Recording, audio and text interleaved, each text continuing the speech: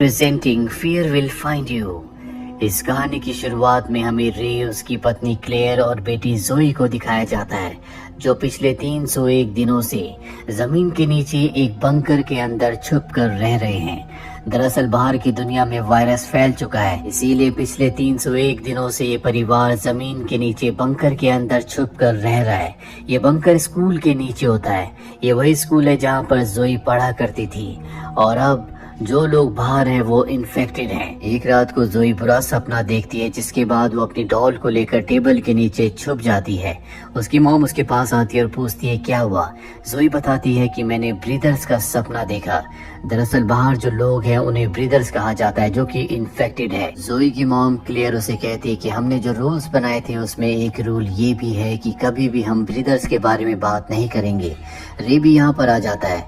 जोई अपने पिता के गले लग जाती है। रे अपनी बेटी जोई का मन बहलाने के लिए उसे अलग अलग कहानियां सुनाता है, उसे इमेजिनेशन की दुनिया में ले जाता है, जिससे जोई को बहुत अच्छा लगता है। हालांकि पिछले 3 दिनों से अब तक ब्रीदर से बचे हुए हैं, और इसकी वजह ये है कि इन्होंने यहाँ पर कुछ रूल्स बनाए हैं। पहला रूल ये होता है कि ब्रीदर्स के बारे में कभी बात नहीं करनी।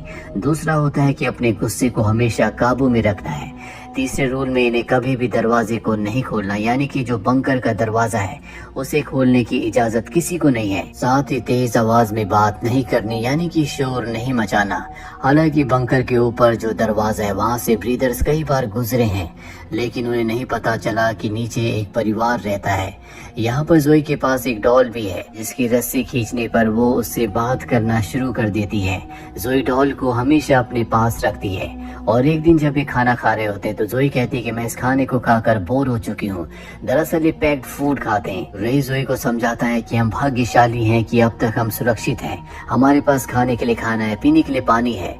बहुत सारे ऐसे लोग होंगे जो छुपे होंगे, और जब वो खाने और पानी की तलाश में बाहर निकले होंगे तो उन्हें ब्रीदर्स ने अपना शिकार बना लिया होगा। रे का मानना ये होता है कि बाहर जितने भी लोग होंगे वो सब के सब मारे जा चुके होंगे, या अब सब के सब इन्फेक्टेड होंगे।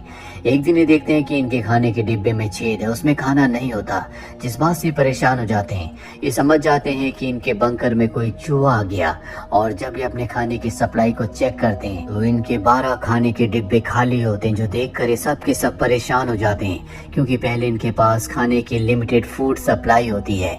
ये किसी भी तरह से उस चूहे को पकड़ना चाहते हैं। अब जोई, जो पिछले 301 दिनों से यहाँ पर रहते रहते परेशान हो चुकी है, वो अपनी मॉम से पूछती है कि बाहर जो ब्रीदर्स हैं वो हमें क्यों मारना चाहते हैं, वो हमसे नफरत क्यों करते हैं। क्लेयर अपनी बेटी को समझाती है कि वो हमसे नफरत नहीं करते, बस वो हमसे अलग हैं। जितना हम उनसे डरते हैं उतना वो भी हमसे डरते हैं। पर जोई को अपनी मॉम की बात समझ में नहीं आती, और तब एक क्लेयर को वो चूहा दिख जाता है जिसने इनका खाना खाया था। रे को भी बुला लेते हैं, जिसके बाद ये चूहे को पकड़ने लगते हैं, और फाइनली क्लेयर उस चूहे को मार देती है। और इस सब में यहाँ आग लग जाती है। आग को तो किसी तरह से बुझा देते हैं, लेकिन ऊपर जो रोशनदान होता है वहाँ से धुआं निकलना शुरू हो जाता है, जिससे सब के सब डर जाते हैं, क्योंकि अगर ब्रीदर्स ने धुआं देख लिया तो यहाँ पर आकर इन सबको मार देंगे। ये अपने परिवार को शांत करता और कहता है कि रूल्स के मुताबिक हमें हमेशा अपने आप को शांत रखना है। वैसे भी ये रात का वक्त है, मुझे नहीं लगता कि ब्रीदर्स इस वक्त धुएं को देख सकते हैं, लेकिन धुएं की जो राख होती है वो ऊपर रोशनदान का जो नेट होता है, यानी कि जो ग्रिल है, उस पर जम जाती है, जिससे डर जाते हैं। क्योंकि अगर दिन में ब्रीदर्स इसके ऊपर से गए और उन्होंने यहाँ पर राख देख ली तो समझ जाएंगे कि नीचे कोई ना कोई ऐसी जगह है जहाँ पर कोई इंसान रह रहे हैं। रे सोचकर घबराने लगती है, लेकिन उसका पति रे उसे कहता है कि हमें घबराना नहीं है, और ये दोनों तय करते हैं कि ये बाहर जाकर राख को साफ करेंगे, जबकि जोई नीचे से देखने वाली स्टिक से ब्रीदर्स के ऊपर बाहर नजर रखेगी। दरअसल ये स्टिक इन्होंने खुद बनाई होती है, जिस पर कई सारे रिफ्लेक्टर्स होते हैं, इसलिए जोई अंदर से ही बाहर देख सकती है कि कौन आ रहा है और कौन जा रहा है। और जब जोई बाहर की तरफ देख रही होती है तभी उसे कुछ ब्रीदर्स उन्हीं की तरफ आते हुए नजर आते हैं। वो अपने मॉम डैड को आवाज लगाती है, लेकिन वो उसकी आवाज नहीं सुन पाते, इसीलिए खुद उसे नीचे बंकर से ऊपर जाना पड़ता है। वो अपने मॉम डैड तक पहुंचकर उन्हें बताती है कि ब्रीदर्स इसी तरफ आ रहे हैं, इसीलिए तीनों की तीनों वापस नीचे अंडरग्राउंड बेसमेंट में आ जाते हैं, जहाँ पर जोई बहुत ज्यादा घबरा रही होती है। उसके पिता उसे रूल याद दिलाते हैं कि हमें घबराना नहीं है, और अब ये तीनों के तीनों नीचे बंकर में बेसमेंट में पूरी तरह से शांत होते हैं, और ऊपर ब्रीदर होता है जिसे पता नहीं चलता कि नीचे कोई है। पर तभी जोई की जो डॉल होती है। उसके धागे का हुक किसी जगह पर फंस जाता है जिससे वो बोलना शुरू कर देती है और ऊपर जो ब्रीदर होता है उसे पता चल जाता है कि नीचे कोई है। वो दरवाजा खोलने की कोशिश करता है पर रे उस दरवाजे पर लोहे की एक रॉड लगा देता है जिससे वो खोल नहीं पाता। पर इन्हें पता है कि जल्दी वो ब्रीदर अपने साथियों के साथ आएगा और उस दरवाजे को, उस ढक्कन को खोल देगा। और ऐसे ही होता है। कुछ ही देर बाद यहाँ पर बहुत सारे ब्रीदर्स आ जाते हैं जो उसे खोलने की कोशिश करते हैं। रे की पत्नी और उसकी बेटी एक पतले पाइप से यहाँ से निकल जाती हैं, पर रे के शरीर का साइज बड़ा है इसीलिए उस पाइप से नहीं निकल पाता, जिसके बाद ब्रीदर्स अंदर आ जाते हैं और यहाँ पर हमें बहुत चीखने चिल्लाने की आवाजें आती है। रे की पत्नी क्लेयर और उसकी बेटी जोई बाहर पहुंच चुके हैं और तभी उनके ऊपर एक हेलीकॉप्टर आता है जो उनके ऊपर जाल फेंक कर उन्हें बंदी बना लेता है। इसके बाद यहाँ पर बहुत सारे ब्रीदर्स आते हैं और यहाँ हमें पता चलता है कि ब्रीदर्स कोई क्रिएचर या ज़ॉम्बीज नहीं है बल्कि ये इंसान है। ये यूएस आर्मी के सोल्जर्स हैं। इन सब ने एक खास तरह का मास्क पहना होता है जिससे सांस लेते हैं। दरअसल यहाँ की हवा में वायरस है, सीधे सोल्जर्स अपने आप को वायरस से बचाने के लिए इस तरह का मास्क पहनते हैं।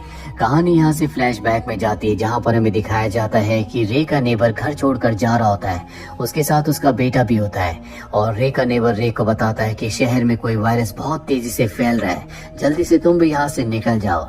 जिसके बाद रे भी अपने परिवार को लेकर गाड़ी से यहाँ से निकल जाता है और आगे जाने के बाद उसे पता चलता है कि शहर से बाहर निकलने के हर एक रास्ते को बंद कर दिया गया है।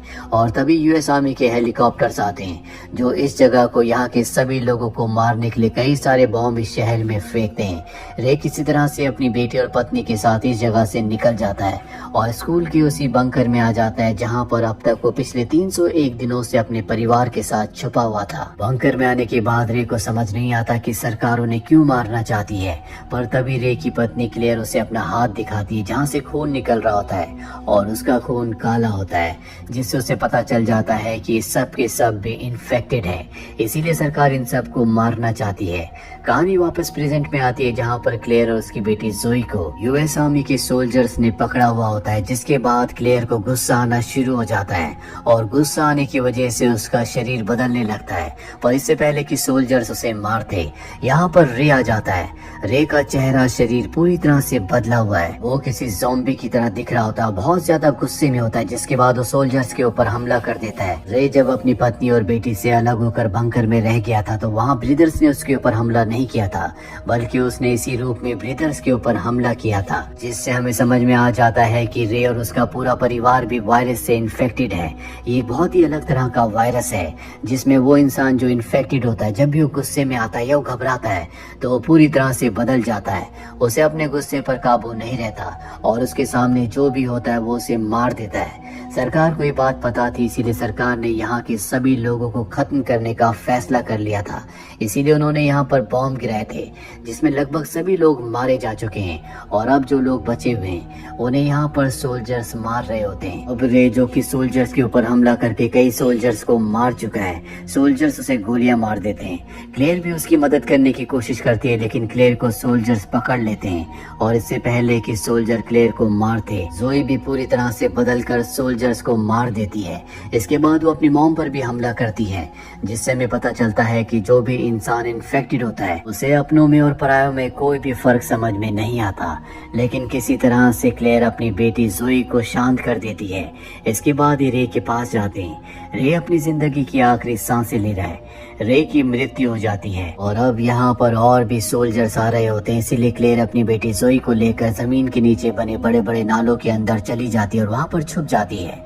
और तभी इनकी तरफ कोई आता है, लेकिन जब ये उसे देखते हैं तो ये उनके नेबर का बेटा होता है जो इन्हें अपने साथ चलने के लिए कहता है और इन्हें वहाँ ले जाता है जहाँ पर और भी लोग छुप कर रह रहे होते हैं। हालांकि रे को हमेशा यही लगता था कि शहर के सभी लोग मारे जा चुके हैं और अब वही तीनों जिंदा है, लेकिन वो गलत था।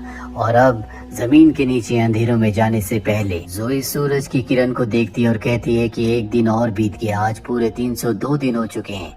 उसकी मॉम क्लेयर कहती है कि 302 दिन नहीं बल्कि एक और मिरेकल, यानी कि हर एक दिन जिंदा रहना एक मिरेकल की तरह है। इसके बाद क्लेयर अपनी बेटी को नीचे भेजती है। उसके बाद वो खुद भी जाती है जहाँ पर हमें क्लेयर की आंखों को दिखाया जाता है जिसमें खून होता है। हो सकता है कि वो अब इंसानों से अपने पति की मौत का बदला ले या फिर ये सब के सब मिलकर इंसानों के खिलाफ जंग छेड़ दें, क्या होगा किसी को कुछ नहीं पता। और इसी अधूरे अंत के साथ ये फिल्म, ये कहानी यहीं पर खत्म हो जाती है। उम्मीद करते हैं कि ये कहानी आपको पसंद आई होगी।